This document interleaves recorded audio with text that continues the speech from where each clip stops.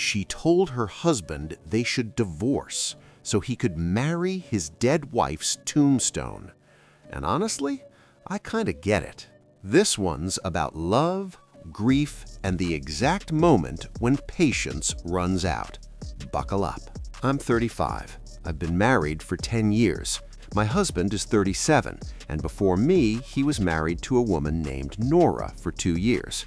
Unfortunately, Nora passed away from a long-term illness. I met my husband 5 years after she died. Early in our relationship, I had a hard time with his past. If I'm being honest, it wasn't easy accepting that he didn't stop loving Nora. He was forced to. That love didn't end, it just lost its address. I went to therapy for a full year to work through it, and I did. My husband knew about it and was incredibly supportive. These days, I genuinely say that Nora and I probably would have been best friends. Okay, that's actually a really mature take. I don't trust it. Nobody is that emotionally healthy without hiding at least one thing. Let's see where this goes. So here's the problem. After 10 years of marriage, my husband and I started fighting a lot. Not big dramatic blowouts, just bad communication. We'd take the smallest thing and inflate it into a full-blown war. Then about 3 months ago, I noticed a pattern. Every time we argued, he'd grab his keys, get in the car, and disappear for hours. When I finally asked where he kept going, he said he was visiting Nora at the cemetery, which was weird because normally he visits her grave maybe 3 times a year. Now it was every single argument. So every time they fight about who forgot to buy milk, this man drives to a cemetery? That's not coping, that's a commute. I asked him to stop running away every time we argued. I also asked him to tell me when he was going to the cemetery, so maybe we could go together. He brushed me off, completely dismissed it. He kept doing it for months, and the feelings I'd fought so hard to overcome in our first year, they started creeping back. I was constantly sad, crying at night, and my husband just kept disappearing. At a certain point, I started wondering if he was doing it to hurt me on purpose. Then yesterday, I hit my limit. We argued about the trash. The trash! That's how small these fights are. He left at 4 in the afternoon and didn't come back until 11 at night. I was waiting for him in the kitchen. I asked where he'd been. He said he went to visit her, again. I told him for the 100th time how much this hurts me. He said I can't forbid him from going. And that's when it came out. Fine, then let's get divorced. You can marry her tombstone since it's clearly more important to you than our marriage. I saw the shock on his face the second I said it. I immediately apologized, but I don't think he heard me. He started crying. He locked himself in his office and hasn't come out since. I feel like the biggest a-hole on the planet. What I said was a low blow, but at the same time, part of me thinks what he's feeling right now is just a fraction of what he's been putting me through for months. Because here's the thing people don't know. On the day we got engaged, I made a vow to Nora. I went to her grave and said, "You'll watch over him from up there, and I'll take care of him down here." I meant every word. And I feel like I broke that promise. Oh, and one small detail she buried in an edit at the bottom. 3 months ago, right when all this started, they found out she was pregnant after 8 years of trying. So the man's having a full existential meltdown while his wife is carrying the miracle baby they've been waiting almost a decade for. Cool, cool, cool. Now let's get to what happened next. Before the update, I want to clarify something. I was only jealous of Nora in the first year.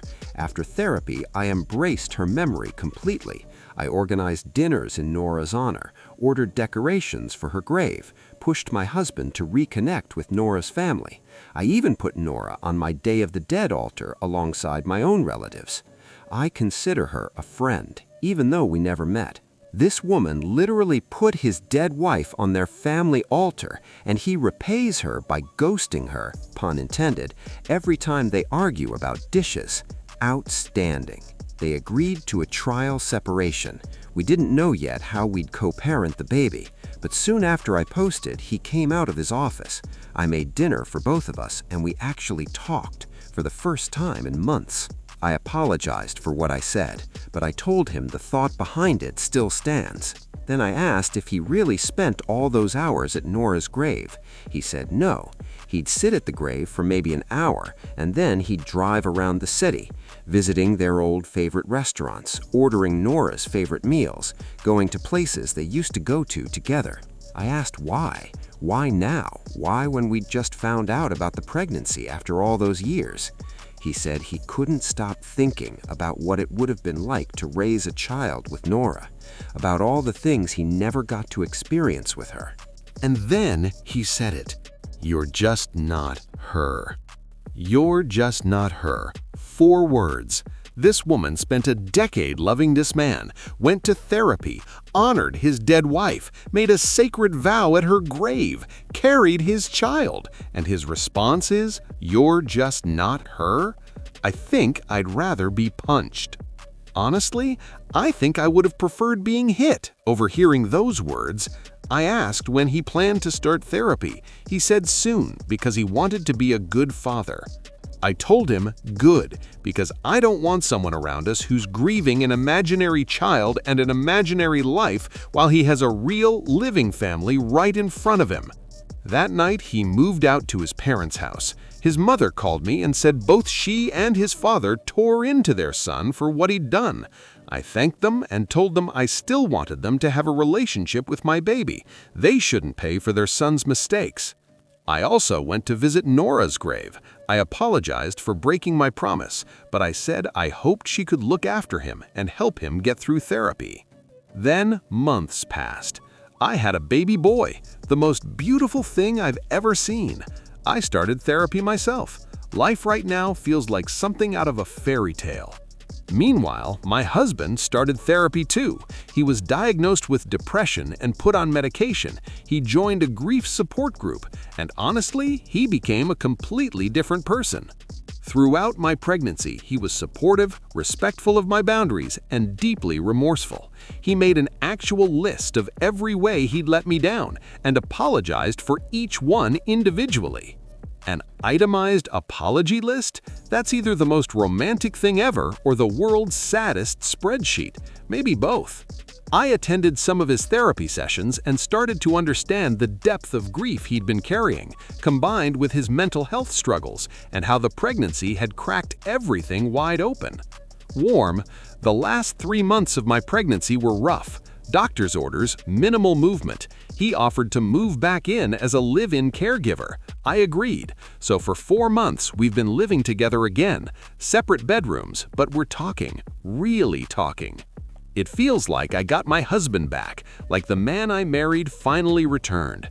Then, yesterday, after putting the baby to sleep, he asked me for a second chance. He said he'd do whatever it takes. I don't know what to do.